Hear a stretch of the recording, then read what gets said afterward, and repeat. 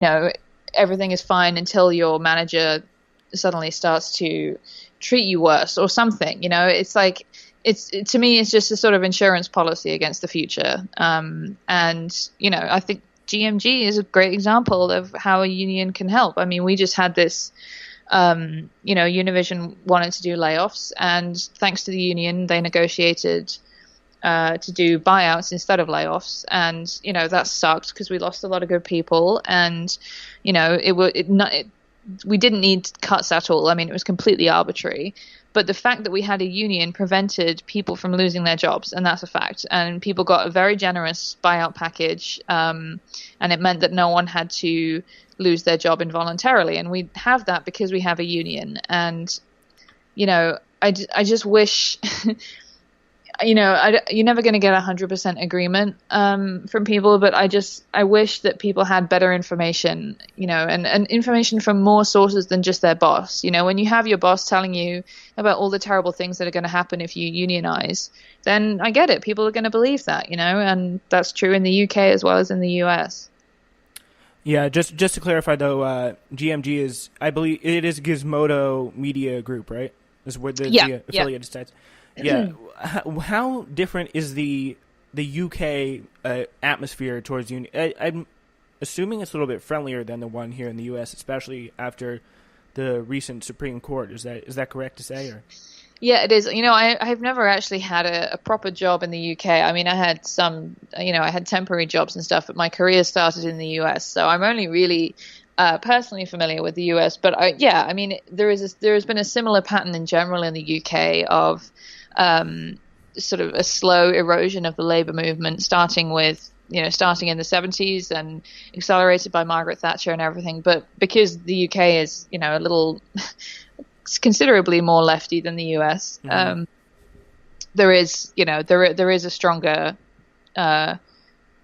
union movement and a stronger union, I think a stronger pro-union sentiment. But I mean, this is capitalism does what it does, and a boss is a boss. And when you have, I'm sure that top BuzzFeed management probably were not just at the UK but in the US office were probably aware of this union stuff, and Perez's views on unions are well known. So bosses are pretty much always going to fight unions. It happens here. It happens even when union workers try to, people who work for unions try to unionize. Sometimes they get pushback from their bosses because that's just that's the logic of capitalism. That's the logic of the system we live in. So yeah, I mean, I guess I'm not all that surprised that it happened even in the UK, but it's still very disappointing. Yeah, it does kind of take you by surprise because, I mean, I don't think it's an issue that, really is, unless you're part of a union or part of a big, union industry, it's probably an issue that not too many people really talk about every day. And if you aren't watching, what's happening on a day-to-day basis, then you could really soon kind of find your rights eroded from you pretty quickly.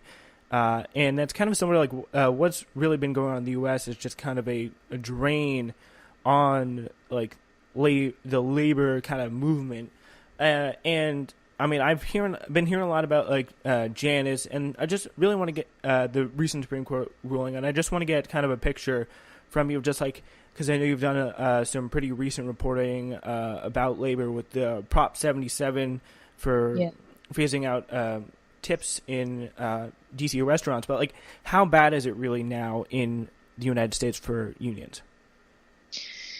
Yeah, I mean, it's pretty grim.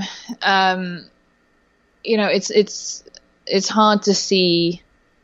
It's there is a path forward, but it's hard to it's hard to have hope, I guess, in times like this. That doesn't mean that people shouldn't keep pushing, but there's Janice was a very smart case for these huge anti-union organizations to fund, as they did. Right to work is really really devastating, and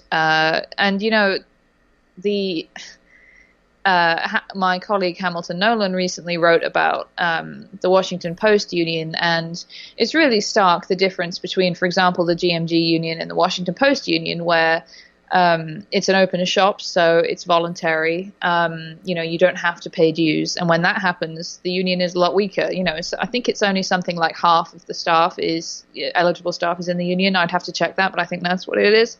And the contract that they just negotiated with management is terrible, and they admitted that it was terrible, but they also urged everyone to vote for it because they didn't think they'd be able to get any better. And that's how this kind of like pernicious anti-union stuff works. It doesn't work by banning unions or any of that stuff. It just works by weakening them and chipping away at them and sowing uncertainty and discord among workers, and honestly, eroding solidarity. Solidarity is the biggest enemy of bosses, and they have found a lot of very clever legal ways to do that. So I mean, I'm no expert on the labor movement. There are other people have written very much more important things about what the future looks like. What the path forward for labor might be. But yeah, I mean, I think it's going to be a tough few years for sure, at least. Honestly, as with so many things, so many policy areas these days, it just feels like the number one thing we got to do is fix the Supreme Court, because until we do that, there are just so many things that, it doesn't matter how many victories we have at the state level or the federal level, it's going to go to this terrible conservative Federalist Society picked Supreme Court, and they're going to overthrow it. They're going to overrule it. So, that needs to be a priority for the next Democratic president to do something about that. And I don't know whether that's court packing or something else, but like something's got to be done, because it really is like a terrifying and potentially devastating situation there. Yes, I definitely do. That's definitely kind of an ominous gloom, and this news of the pick of Brett Kavanaugh for the Supreme Court, it's kind of been swept under the rug with the whole Vladimir Putin thing, and this is the focus of the mainstream media. But it was really interesting, though, how Washington Post had some articles about this. About talking about how Brett Kavanaugh was like the best carpool dad or something like that, and they're talking about the liberal case on the New York Times opinion. Yep. It was a liberal case for Brett Kavanaugh, but what can we There's been some talk: is Brett Kavanaugh a reasonable judge? And I said, I think a few episodes ago here on the show, he's going to he's not really liberal or moderate or anything on any right or issue.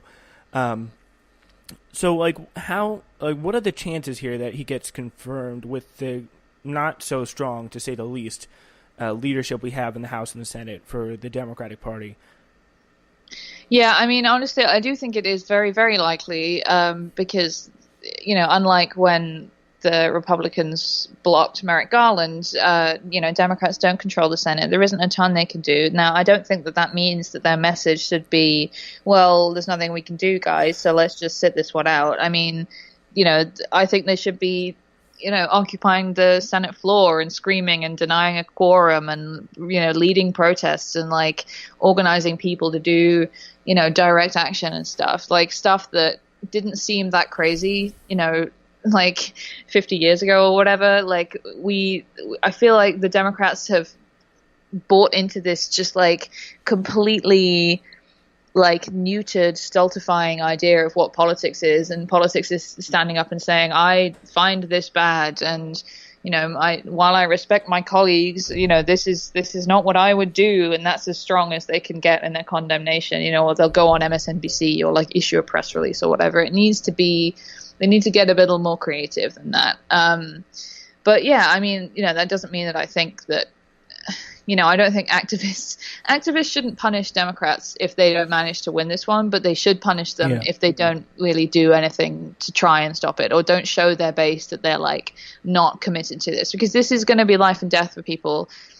like women will die if Roe v. Wade is overturned. And like, if you're a Democrat and you're not doing everything in your power to at least show that you care about that, then like, why are you a Democrat? Why are you there? Like, why not just like quit your job and go work on K Street or Wall Street or whatever and just like get away from here? Because like, you're useless, frankly. Yeah. You just don't do something about that. But yeah, I mean, the response has been like completely predictable from the mainstream media. I mean, like, I feel like they had like 10 of those columns just like ready to go as soon as it was announced, like why he's actually good. Like, I got coffee with him once and he was nice, or, I saw him hold the door open for someone or whatever. It's like, it's just completely, I don't know who the audience for that is. Like, genuinely, I do not know who wants to read that kind of thing. It's not Democrats for sure. Yeah, I mean, I don't know if any Democrat really wants to hear that. But the interesting thing was, since for the past 2 weeks, I have been kind of, I don't know if you call it, like going almost undercover at the New York Times. They took us yesterday at this kind of camp for like investigative journalism. It's been ups and downs, definitely, but I can definitely get into that more on a later basis. But the thing was, yesterday at night they took us to the New York Times building.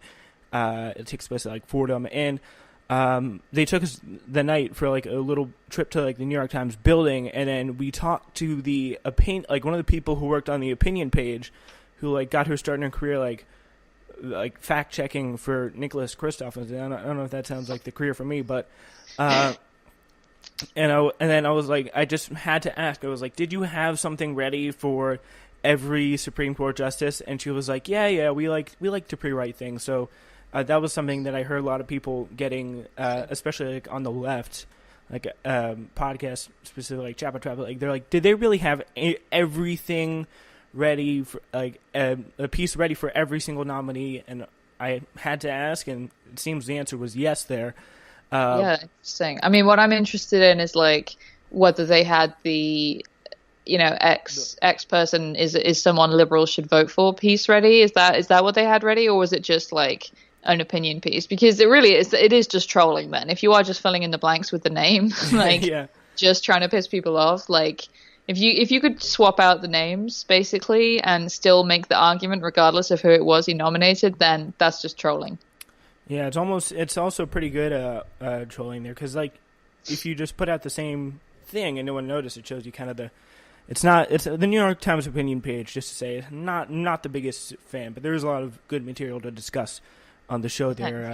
Generally. Yeah. I would definitely be interested to hear more about how that was.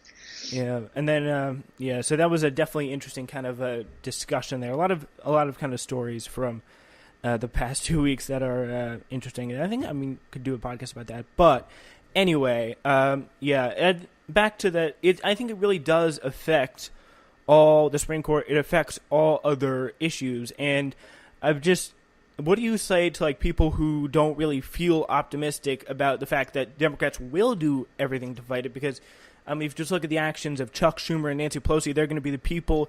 Like, I just don't see Bernie, like, or I know she's not even elected yet, but like Alexandria or Ocasio-Cortez sparking some kind of broad movement to make really some kind of widespread change and like start a vote against this, because we do know there's definitely going to be a few Democrats voting for this, like the Manchin type people. But I just don't know if Schumer and Pelosi, I just don't really trust them to stay motivated and even put up a good fight for this. I don't know. I was curious on where you stood on that front. Yeah, no, I agree. I was talking about this the other day. Like, it is honestly crazy to me if any Democrats vote for this nominee and still get to call themselves Democrats. Like, I feel like there has to be, I do actually understand, arguments that some people make about like why it's useful to have, it's better than nothing to have people like Joe Manchin in the Senate, it's better to have Joe Manchin than a Republican. And, the leftist argument is like, well, he's basically a Republican. So is it, and it's like, he's been there to vote against a couple of things like, the Affordable Care Act repeal and things like that. But I mean, this is really like your one job as a Democrat is to hold the line on this. Like, if we have Democrats who are voting for Donald Trump's Supreme Court nominee because of I don't know what civility, or because he claims that he's going to be a reasonable mind, like some kind of Sorkin-esque like norm respect.